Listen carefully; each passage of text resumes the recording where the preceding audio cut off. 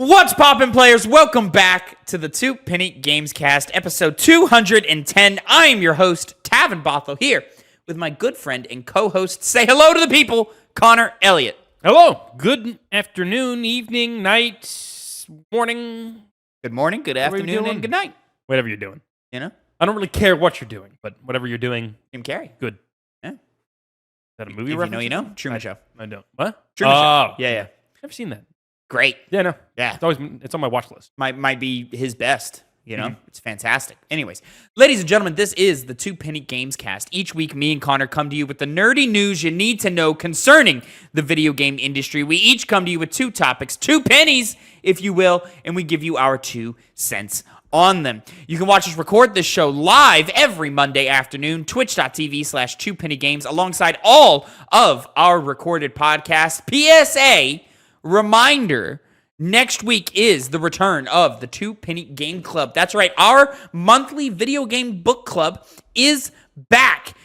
What are we playing, Connor? Doom 2016, which is not what we said at the end of last month's episode, but technical difficulties ensued, so we had to make a pivot. Doom 2016. Make sure you play alongside with us and join us for that review. Twitch.tv/2pennygames, Monday afternoon next week. Be here for that. Of course, you can find this show Tuesday, 8 a.m. Central Time, youtube.com/@2pennygames, and mainstream podcast services of your choice. Make sure to like, subscribe, follow, and jump down in the description below for time codes for all of today's topics and for all of our social medias, including the Two Penny Games TikTok. Please make sure to go and follow over there. We are almost to 700 followers on that platform, Connor. Very exciting stuff. We're grinding away over there, man. Getting some nice views, nice comments. Well, maybe not so nice on the comments, but you know, we're getting comments, lots and lots of them. So make sure you go over and click on some of those videos for us, and make sure you drop your comments down below on this video. Let us know what you think about today's topics. Let us know about any topics you wish we had talked about, or maybe something a little more evergreen that we could talk about, like, I don't know, favorite video games of all time, best soundtracks, whatever you want. Drop a comment down below. We would love to have some audience representation on this show and give a audience 2 pennies as well. Connor, We're getting right into it, huh? how's your week been? Oh, we're getting right into that. Yeah. Yeah. Been very, very fun. Oh, good. Yeah. Very nice. Had a little bit of a relaxation Oh, good. day, a weekend. We all need those. Yeah, that's always good. Yeah. Now I'm back on the grind. Back on the podcast grind. Indeed. Yeah. My relaxation is coming up. I've got a vacation coming up in about 2 weeks.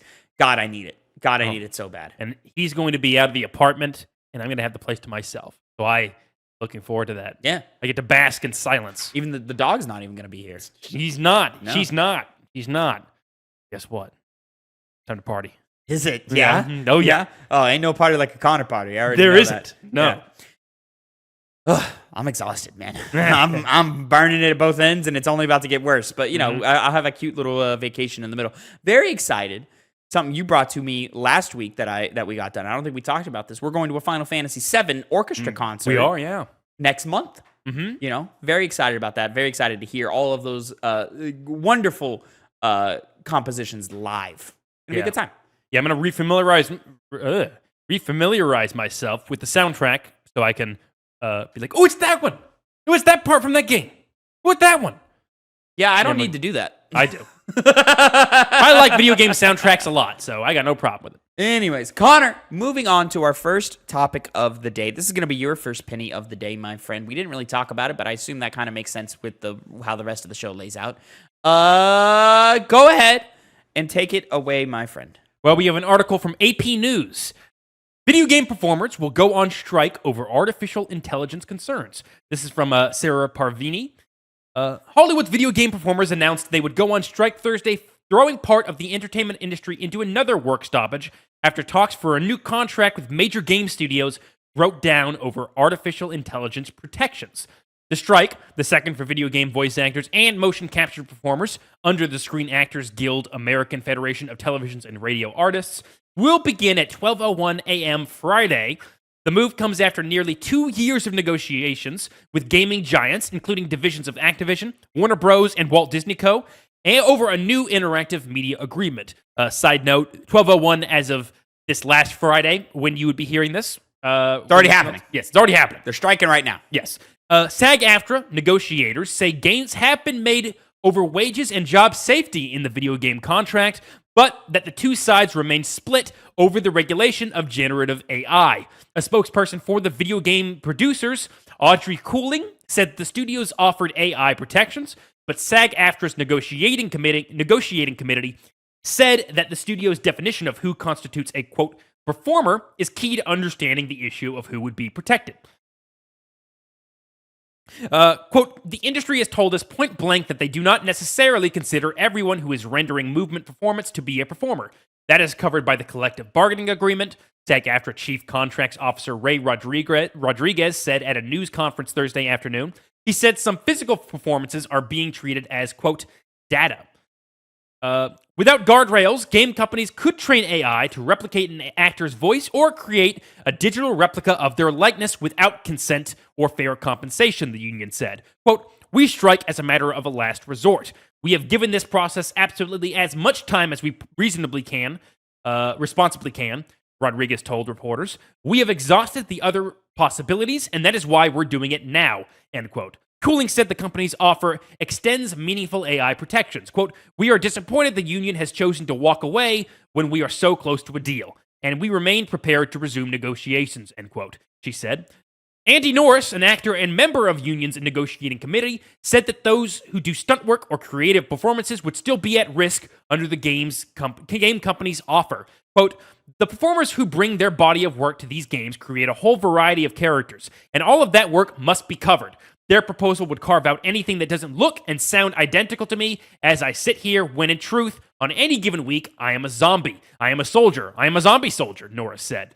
We cannot and will not accept that a stunt or movement performer giving a full performance on stage next to a voice actor isn't a performer, end quote. The global video game industry generates over $100 billion in profit annually, according to game market forecaster Newzoo. The people who design and bring those games to life are the driving force behind that success, SAG-AFTRA said. Members voted overwhelmingly last year to give leadership to the authority to strike. Concerns about how movie studios will use AI helped fuel last year's film and television strikes by the union, which lasted for months. The last interactive contract, which expired in November 2022, did not provide protections around AI, but secured a bonus compensation structure for voice actors and performance capture artists after an 11th-month strike that began in October 2016. That work stoppage marked the first major labor action from SAG-AFTRA following the merger of Hollywood's two largest actors unions in 2012. The video game agreement covers more than 2,500 off-camera voiceover performers, on-camera motion capture stunt performers, stunt coordinators, singers, dancers, puppeteers, and background performers, according to the union. Amid the tense interactive negotiations, SAG-AFTRA created a separate contract in February that covered independent and lower-budget video game projects. The tiered budget independent interactive media agreement contains some of the protections on AI that video game industry titans have rejected. Games signed to an interim interactive media agreement, tiered budget independent interactive agreement, fucking stupid, those dumb words, or interim interactive localization agreement are not part of the strike, the union said.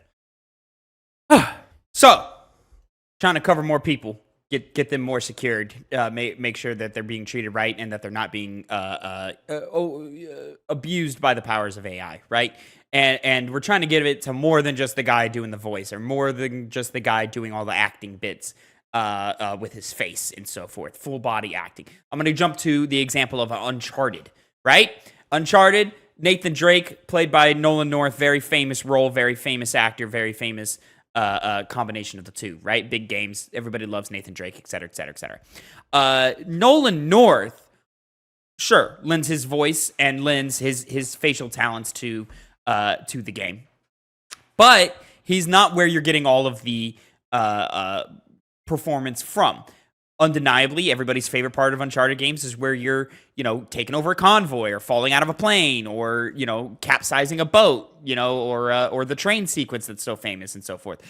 Nathan Drake does a lot of rolling around and getting blasted and falling backwards and getting launched into the air, and that's done through performance capture. Nolan's not doing it because it's too dangerous for him. There's a stuntman doing it, so we got to make sure that guy is safe too. He's not just data on the screen. He's giving just as much of a performance, and chopping that up to AI would lead to, I would assume, less realistic movements in the human figure as they're blasting around the screen and so forth. You would think. I mean, just look at what some of the ragdoll things that happen in video games, that get kind of ridiculous and hilarious and stuff like that. There would just be an element missing. There'd probably some type of uncanny valley if we saw AI generated like movements in that sense, versus like wiring a dude up to a bunch of jumper cables and flinging him around a motion capture studio in the way that they do now. So yeah, important to get those guys on board and important to give them the same protections as the guy who's just talking. Yeah, and we'll see how long this strike lasts. I feel like they'll relent. It seems like every other aspect of the deal moved forward pretty well, and to be hung up on something like this would just be a waste of money. It is notable that they're making a deal of trying to determine what performers are. That's an indication that they're trying to give themselves outs to use those people in abusive ways, to make use of their likeness and whatnot. Get as much as they can out of the human element. Exactly. And everyone they clearly see it because they know that they're looking to cut corners at every single cost. We've heard some pretty crazy things said by heads of AI companies talking about how it's fine if it replaces things, jobs that don't need to be there. So when you're dealing with those kinds of people, these things should always be taken to the utmost severity because they're going to try and screw people over. Yeah. Good they got everything else moved forward, though. That's kind of the nice part of this story because arguably those are the most important ones right now because sure, you could screw over people out of their chance to be paid those good wages by making use of AI, but that's a little bit down the line. So it was good they got those things narrowed down, and I'm happy that they're still sticking to their guns and not just basically allowing AI to, be the area where these game companies are, going to screw over their workers. Now, I believe there was also criticisms of the actors' strike last year for not doing enough for AI protections. Yeah, in the voiceover work specifically, they kind of left the voiceover hanging. So, it's good that we're finally, putting our foot down and trying to get some of those protections over here as well. It's something I wanted to add on to what you were saying. I mean, it's kind of the Wild West right now, and we're facing a lot of new problems that we haven't seen before. So it's good to just see these incremental progress checks continue to move forward. Huge support out to those who are striking right now, hoping for the best for them and making sure everybody gets their money, gets their pay, gets their bags, you know what I'm saying? And so, it's a tricky little balance to meet it all. And, because, living in the capitalistic society that we do, they're going to take as much as they can and not give it back. You know what I'm saying? So it's important that we are trying our best to nip as many buds as early as we can. It's good that we're doing it now. We're not waiting another year, 2 years, 3 years down the line when there's examples of how egregiously horrible this could be, and I love that we're just continuously finding out of how important the human element of this is. And so, I think the optimist in me is saying we're putting the cap on AI. We're getting there. But you always got to watch out. It's never ending. Of course. Excuse me. And speaking of watching out, and maybe doing a little bit too much, if we're being honest, we're going to move on to our second topic of the day. This is going to be my first penny of the day. Assassin's Creed Reddit says Ubisoft's statement exasperated the tedious discussion about shadows, warns users against disputing Yasuke's status as a samurai. This is from Wesley Ian Poole over at IGN. And it's important to note this is coming off of there was a apologetic statement released by Ubisoft in which they kind of apologized to Japanese players if they feel like their culture is being misrepresented and the appearance of characters like Yasuke are not accurate to the legends that they were basing them off of and so forth like that. I would say that's a waste of time.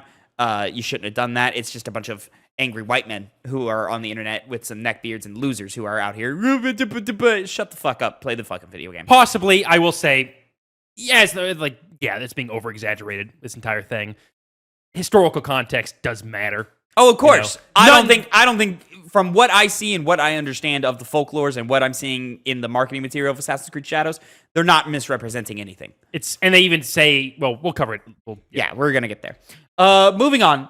The main Assassin's Creed subreddit has warned users against debating the historical accuracy of the upcoming video game Assassin's Creed Shadows, specifically protagonist Yasuke's status as a samurai. Moderators of r/Assassin's Creed, which has over 700,000 members, locked down a post titled, quote, "There is no debate. Yasuke was a samurai. If you disagree, you can do that somewhere else," due to brigading in the comments. The post followed a controversial statement issued by Ubisoft to Japanese fans, in which the company apologized for promotional materials it said, quote, "have caused concern amongst the community."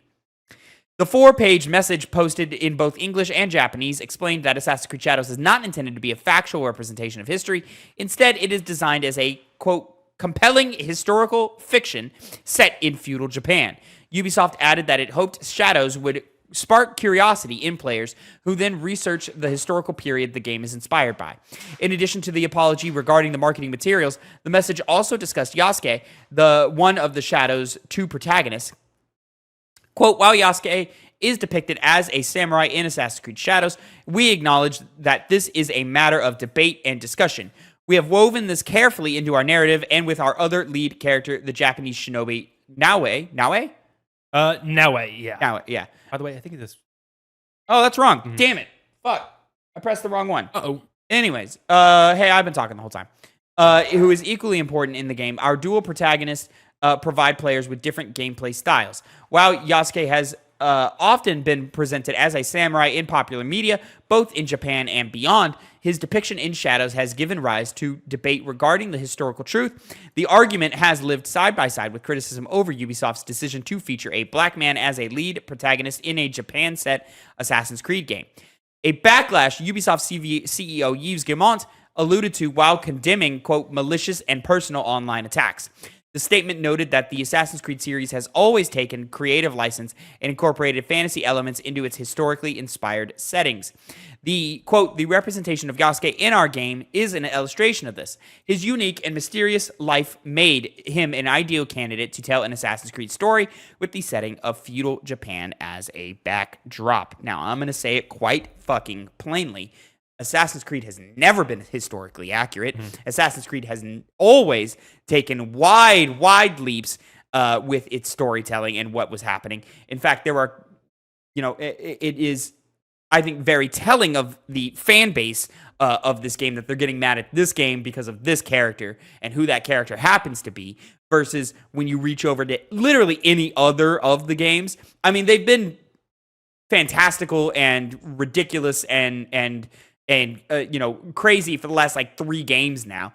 But now you have a problem because of this guy. Mm-hmm. And even the ones that are more historically accurate feature characters who are in locations who were nowhere near those locations in the time depicted.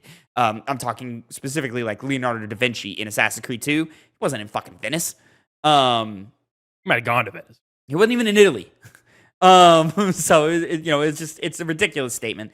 I think clearly all of the backlash, all of the controversy is, to put it bluntly, it's racists who are online and feel like they can have a platform to say something like this, and they have a very large voice because they're very loud and ignorant and stupid. And so it is important to call that part out from the jump.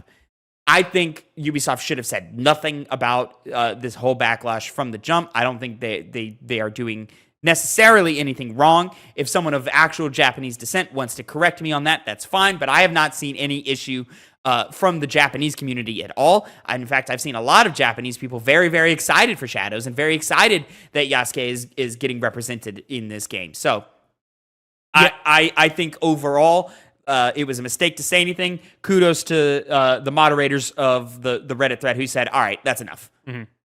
Yeah, it's, it definitely comes down a lot from the racism, because there was clearly a reaction to that.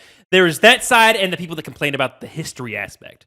Because Yasuke, my knowledge of him is that I used to think I knew, relatively his story, but turns out there's a lot of, debate of what exactly he did, his specific it's a role. folklore story. There's different interpretations of it. Which why it makes sense. Well, it's not. It's an actual guy. By all accounts, he was an actual human being. Yeah, but the folklore ran away with it. Yeah. Yeah, and so that's why it's, prime to make a character who you can do really anything with. Because there is, I'd have a bigger issue with the historical display of certain characters if we really know a lot of who they are. Yeah. Obviously, certain exceptions are for Assassin's Creed, because it is fantastical. You jump off an Odyssey cliffs and smash the ground with take no damage and creating a giant shockwave. In Assassin's Creed 2, you fought the Pope who used a weapon of Eden against you. And what are we doing? What are we talking about? So this is not the game for you to be making those arguments. You could have, you could have done this in Ghost of Tsushima for its historical stuff. Not this, not Assassin's Creed. It's really just overblown to hell. Yeah. These criticisms of Yasuke as the character would only be valid if he was the only protagonist. Because it'd be weird if you have all of these mainline. I don't even think then. No, it definitely would be, because you have every single Assassin's Creed. By nature, it's the person who generally is from the country or area. Oh, where you're saying because place. it's the first time we're going to Japan, we should have a Japanese character. Yeah, it'd be really weird to be we're not going to have that for representation purposes. Yeah. Okay, I understand that argument. Which there is somebody like that. It's the Naue character. Yeah. Who's the one I'm going to be playing as most of the time anyway, Yeah, because you're a weak, sneaky pussy. I mean, you say that, but you're the one who's going to be taking damage and getting hit and shit. Yeah. And they're never even going to know I was there. Exactly. You know? That's the point. You're smarter, Yeah. but I'm better. No. Anyway, the point is, there's really no issue here at all. No. Besides, unless you're really, really, really he's not, historically, he wasn't a samurai. He technically wasn't. You can have the debate amongst yourself. I don't know, nor do I particularly care, because there's not much else about the guy. My understanding is it's the racist, samurai was not his official title, quote unquote, but it was, my understanding, and I think this is the part I'm wrong about, is it's not possible for an outsider to gain the title of samurai. To my knowledge, but they had another word for it that is synonymous to samurai. It's probably retainer, I'm assuming. That was the word that got used. Yeah.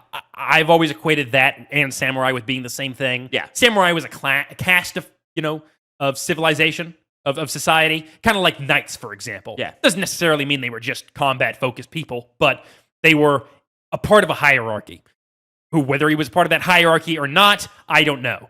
For the purposes of Assassin's Creed, it doesn't matter. Yeah. And it's just... I mean, for the purposes of Western perspective, it doesn't really matter. Just of how Americans think and work, it's synonymous. Yeah. So yeah, it's a huge non-issue. It doesn't dampen my excitement for the game. I'm excited for this one. I think this one looks good. I think we're going to get a real banger out of Assassin's Creed Shadows, and I'm excited to play it. But it does dampen my excitement to talk about it. It dampens my, we put out our impressions preview review of the Concord beta. I didn't even know that game was controversial for the reasons that it is, which is ridiculous. So our comments are flooded with a bunch of, go woke, go broke, pronouns. Y'all sound like fucking morons, by the way. And it's really disappointing that happened on a game that isn't hyped. I am certain our review of Assassin's Creed Shadows is going to get filled with a bunch of bullshit-ass comments. It might, but I think this is very much a minority. Concord has the backing of the fact that it doesn't have really a lot of energy behind it now. Nobody's excited for Concord. With Assassin's Creed, people always are going to be. And just like how that is always going to bring its crowd of people like this who take a big issue with, the historical context or the racial context of the character of Yasuke. But I think that's going to be overwhelmed by people who just want to play the game and like the game. Yeah, I'm fucking excited. Mm-hmm. Yeah, I'm looking forward to it. Yeah. I think it's gonna. We got potential for another banger of the Odyssey. Yeah. So I'm hoping that we've learned a lot of lessons from our adventures with Odyssey and Valhalla. I'm glad Mirage exists and was able to kind of give us the confirmation of yeah, okay, we're moving on. Like Yeah. that was not what it's not what people want, as much as the outcry online is. Clearly it's not interesting, right? So yeah, I'm very, very excited for them to go guns blazing and really show what they've learned over the development of these last couple of games. Yeah. Moving on, and hopefully something to continue to be excited about, Connor. Let's move on to topic number 3, your second penny of the day. Please go ahead and take it away, my friend. Yes, I will. Trying my best to extend that sentence as much as I could. the phone froze up. Yeah. It was my fault. I swear. Okay. Games Radar. This is from Anna Koselk.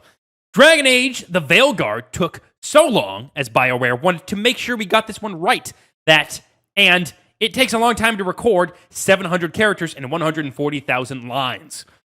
BioWare reveals why Dragon Age: The Veilguard has been in the works for a long, long time, and it sounds like the upcoming RPG is downright massive, from dialogue to voice acting. The 10-year wait for a new Dragon Age is coming to a close as the fall season approaches, meaning that excitement for the game is at an all-time high. Why did The Veilguard take so long to come to fruition, though? Speaking in an interview with Games Radar, creative director John Epler and creative performance director Ashley Barlow explained why work on the beloved RPG series' soon-to-come entry was seemingly slower. Quote, "We had other projects going on at BioWare as well," Epler says. "We wanted to make sure we got this one right." The developer continues calling the Veilguard the best version that the new Dragon Age could possibly be. Barlow then chimes in, describing how she's been working on the game for 5 years now, alongside its cast of actors. Quote, "We started casting 5 years ago. The talent has been on for 5 years." End quote. And according to Barlow, 5 years isn't that long considering the amount of work the cast had to do. Quote, "It takes a long time to record 700 characters, 80,000 lines or 140,000 lines with all the rooks. It just takes time to make good." Quote, end quote. "Personally, I can't wait to hear..." Yeah, that's the Games Radar Yes. giving their take on it and so forth. This sounds good, but They sound confident. they sound confident, but it's also good to get it out there. Like, hey guys, we spent so much long on this game. Dialogue, tons of it. You guys like Baldur's Gate 3, right? Come on over. You guys remember when we used to do things like this, right? Hey, everything ever since they rebranded it as the Veilguard, everything that's been working, everything that they've shown and said about Dragon Age has been working for me. I didn't love that little gameplay demo that they showed. It was clearly a tutorial level. And to me, the worst part about every RPG is the opening 5 hours, where they're introducing you to elements and slowly rolling out gameplay things to you and stuff like that. So if that's the first 15 minutes of the game, then it looks like we're going in a good direction. I would hope it arcs up really well. And everything they've said about Dragon Age: The Veilguard, I hate the title. Just drop the. Everything they've said about Dragon Age: The Veilguard has, to me, seemed confident, seemed concise, and seems like they are excited to let people have this one. So I mark me down. I'm not even cautiously optimistic. I think I'm just actually optimistic about this one. The main reason I'm still cautiously optimistic, not by a lot, is because, like you said, that gameplay wasn't really all that great. But following it was also the class. It might have been the class as well. I think it was just generally bad, execution and presentation, because following that, the most excited I got for the game was when they were talking about it. And this is the trend that has continued. This is nice to hear. Every single time I hear about Dragon Age, I'm looking forward to it more and more and more. And like you said, you can give the gameplay a pass due to the fact that it was very early on. Yeah. But it's always at the back of my mind where I'm like, they did show us pretty bad. I'm going to call it. It was bad gameplay. I mean, they pulled up. I don't think it was bad. I think it was fine. I think it was kind of generic looking, and a little bit repetitive, and so forth. But yeah, I latch on to when the wheels came up, the weapon wheels or the ability wheels came up. There's a bunch of empty spaces, a lot of empty spaces going on. So to me, that reads of like, oh, we're gonna unlock a bunch of stuff, and then all of this like repetition that I'm seeing is going to dissolve a little bit, and all of the parts that don't look awesome is going to dissolve a little bit. And I'm probably not going to pick that class. I'm probably going to pick more of like a mage or like magic warrior class as opposed to a rogue. for my first playthrough. That's going to interest me more than what I'm seeing. And I also remember my time in Dragon Age Inquisition, where I first played as a knight, really didn't like it, thought it was super repetitive and boring, and then switched to a mage and had a blast. Thought it was awesome. So I think play style, I think where it is in the game in terms of that demo, where that demo took place in the game, and in combination with how I know I work with personally with RPGs, I can't stand the opening hours of most RPGs. I think they're so boring. It's the hardest part. If I can get past that 10-hour mark, then I start, really locking in. And then just like you, what they keep saying about this game, it continues to sound like, hey, this is not the same BioWare but we are fans of the BioWare We came here to make that type of game. And so trust us, we want to make the game that you want us to make. Mm-hmm. It's going to be different because it's a new crop of people. But it looks like, to me, it's sort of like the Mass Effect 3ification of Dragon Age. Mm-hmm. To me, that's what it looks like. Which, that's good. That's the best playing. Pretty good. That's the best playing BioWare game, in my opinion. Let's hope narrative-wise they don't go the same route that they went down in Mass Effect 3, but it's mainly the ending. I doubt they will. Yeah. You know why that happened. There's plenty of documentation as to why. Clearly they've been cooking this one for a long time. Yeah, and I hope their PR is going to manifest itself in the form of a great game. That's why they switched so hard. Yeah. This was the marketing for this game had a different tone. It did, yeah. When it was first announced, and then when it came out as Dreadwolf, and then it went quiet for a long time, and then it was a hard switch. And I think that's for the best. And once again, it's because this game needs to succeed. I don't know what BioWare is going to look like if it fails. If it doesn't get a lot of money, if it doesn't. I think succeed. We're kind of looking at a bit of a Legend of Zelda Wind Waker situation here, yeah, in terms of fan response to marketing and how it was marketed. And I think the game will be received better than what Wind Waker how Wind Waker was received back in the day, because our expectations are lower. Mm-hmm. But, of course, people look back at Wind Waker and call it, one of the greatest of all time, one of the best Zeldas out there, and so forth like that. Now, are we looking at peak BioWare? I don't think so. I think that time has long passed. But I think we can look at it this is an upswing. We're swinging back. Yeah. Maybe getting to that point eventually. And they could, hit it out of the park with this one. Listen, they could. Listen, if we hit a new golden age of BioWare, color me happy. Yeah, that's all I want. Despite it doesn't even matter if it's the same type of BioWare. It could be a different type of BioWare. Yeah. As long as I'm still, RPGs, relationships, cool enough action, that's fine. I'm totally cool with that, Moving on to our final topic of the day, my second penny of the day. Borderlands boss teases what's next. Quote, "I'm confident our fans will be very, very happy." Excuse me. This is from Andy Robinson over at VGC. Gearbox CEO Randy Pitchford has seemingly teased the next Borderlands game, stating that the studio is, quote, "working on big things," and that an announcement could come soon. Publisher 2K confirmed that the next Borderlands game is in active development at Gearbox earlier this year, after it announced that it had acquired Gearbox Entertainment from Embracer Group for $460 million. Speaking to Games Radar, Pitchford suggested that fans won't have to wait long for more information about it.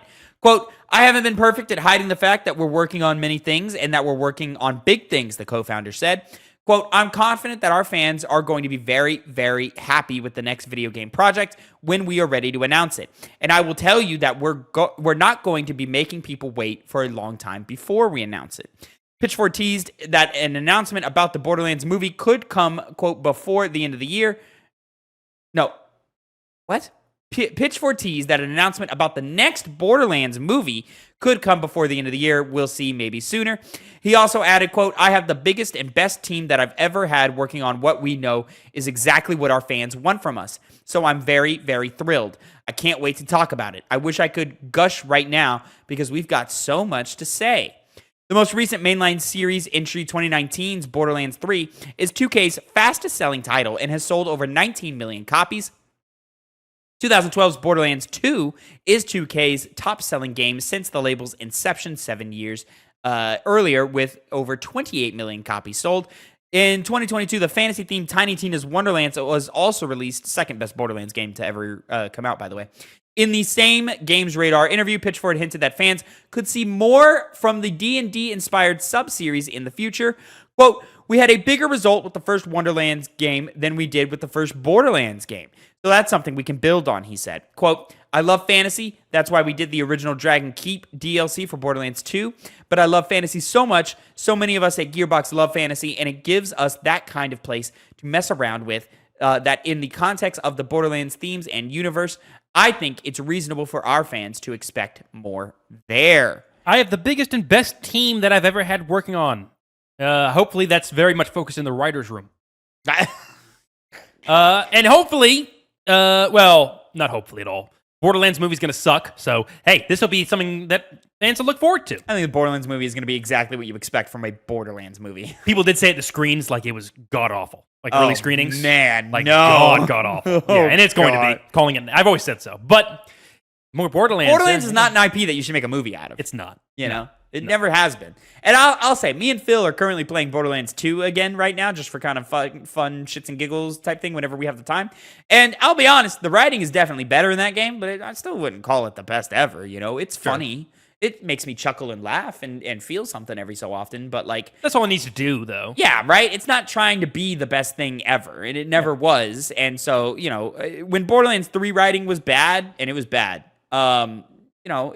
Sure, it sucked, but it wasn't the most egregious thing in the world because I'm there to shoot things and get new weapons and play the game and stuff like that. And that part was definitely the best. Wonderlands was a good meeting in the middle, you know? And so, yeah, I'm absolutely excited for Borderlands 4. I hope they find something new to incorporate in the franchise, something that will kind of give it a little bit more juice because I think we're kind of running out of ideas, it feels like. But, you know, maybe Wonderlands gave them enough confidence to be like, okay, well, let's try this new thing or something else that they've got cooking up. What? I have no idea. I'm a fan of Borderlands. I really like Borderlands games. Phil is a bigger one, of course. So, you know, I'm just interested and excited to whatever they have to hand to us. I think the core thing they should do, and from my understanding, it seems like they were going in that direction, is going away from Pandora as the main planet. Explore something new, brand new environments, brand new enemy types, There's basic different enemy planets types. and stuff in 3. Yeah, but it seemed like maybe like dedicating one planet is something they would do, or do you think they'd continue on the trend of just going from place to place to place? I don't know. Yeah, I don't see any of it as bad or unnecessary. Ship combat might be an interesting thing to look into. That might be kind of fun. I could see them expanding out into that direction a little bit. You know, and all the things you could, you know, kind of build in Borderlands with your ship and so forth. That could kind of be interesting. I feel like translating the driving combat into an aerial format seems like it'd be pretty reasonable to do. But you're dealing with another axis, but you know, if Starfield can do it, I think they can do it. Yeah, I think it could be cool and fun and fine. Yeah. I don't think it'd be like the standout thing, but I think it'd be a fun thing to tack on. I don't know. I'm just spitballing here. Again, they sound confident. You know, they sound excited. They sound ready to show us. So now the question is when? Next year. I'm calling you it. You think? Yeah. That late? Yeah.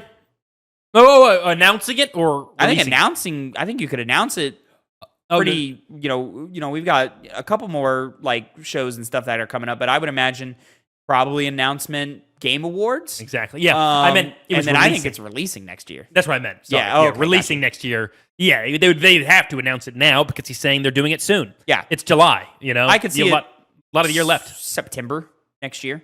That makes sense to me. Yeah. Feels right. 2019 was the last main line, 2022. Really? You know, so yeah, that timeline adds up, right? And then 2012 to 2019, about the same amount of time, right? I can't do math that fast. That's 6 years. Okay, yeah, so like 6-7 years, you know, thereabouts. That kind of makes sense to me. There was a pre-sequel in between 2 and 3 also. So, you know, yeah, these timelines make sense to me. I think 25 makes sense. And I hope they hit that because yeah, I could go with some Borderlands next year. That sounds like a good time. I've always liked Borderlands. I'm not like a fan. Yeah. But every single time I get my hands on Borderlands, I enjoy the shooting, which is what matters. And I always like the dialogue in 1 and 2, not having played 3. So hopefully they're just able to, you know. Yeah, the dialogue's definitely not good in 3. It's that's everything I've heard. It's poo-poo. Yeah. It's poo-poo. I've heard bits. So I know. And the storylines they choose to go down, no, not good. Not good at all. But God damn, that gameplay was good. It was fucking good. Yeah. Anyways. Ladies and gentlemen, let us know down in the comments below if you're excited for Dragon Age the Veilguard, if you're excited for a Borderlands 4, what is your take on Assassin's Creed Shadows, and more. Let us know down in the comments. Let us know what else we could talk about next week so that we can incorporate a audience 2 pennies. And wow, we cut it kind of short today, actually. And I didn't realize what time we were at, but that's fine. Plenty of time. We could have incorporated a 2 pennies if you had dropped something in the comments down below. Let us know what you're excited for to play. And make sure you like, subscribe, and follow us on all of our social medias down in the description below. Until next time, have a great time. Connor, say goodbye to the people. Goodbye. I'm going to go eat.